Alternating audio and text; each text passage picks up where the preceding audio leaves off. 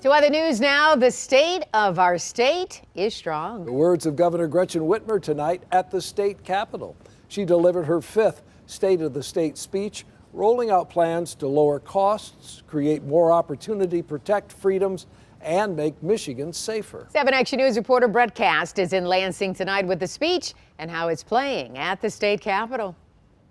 Well, the response has been pouring in. We've heard from people on both sides of the aisle tonight and representatives inside the state capitol after that speech ended. Democrats very excited about some of the things Governor Whitmer talked about, including that pre-K for all plan.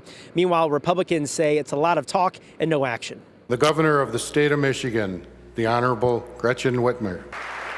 For the first time since 2020, Governor Whitmer gave her State of the State address in person inside the chamber of the state capitol, projecting a strong Michigan. Michigan, the state of our state, is strong and ready to go. She began her speech focusing on tax reforms, announcing a plan to roll back the retirement tax and expand the working family tax credit, ideas Republicans are also pushing for, but argue this version falls short. She mentioned retirement tax cuts. I introduced a retirement tax cut, but she's missing some of the specifics. And currently, the Democrat plan stands in stark contrast to the Republican plan on the nuance of issues. Much of her speech remained focused on economic issues, announcing a plan for pre-K for all, saying it would save families an average of $10,000 a year. Let's expand our bipartisan preschool effort, the Great Start Readiness Program, so every 4-year-old in Michigan can access a free public preschool education by the end of my 2nd term. The governor also mentioned roads, touting her success so far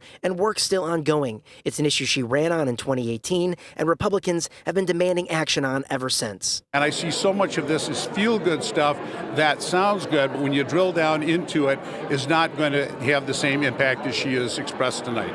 As part of her public safety agenda, the governor pushed for gun reform with universal background checks, safe storage laws, and red flag laws, something Dylan Morris, an Oxford survivor who founded an organization working for gun reform, was hoping to hear. It was great to hear the governor talk about certain gun reforms that we need here in the state of Michigan. Former Oxford student Trent Meir was also in attendance. He's the brother of Tate Meir, an Oxford student killed in the tragedy. It's good that they're still remembering Oxford and they're doing things to make it so nothing like this can happen ever again.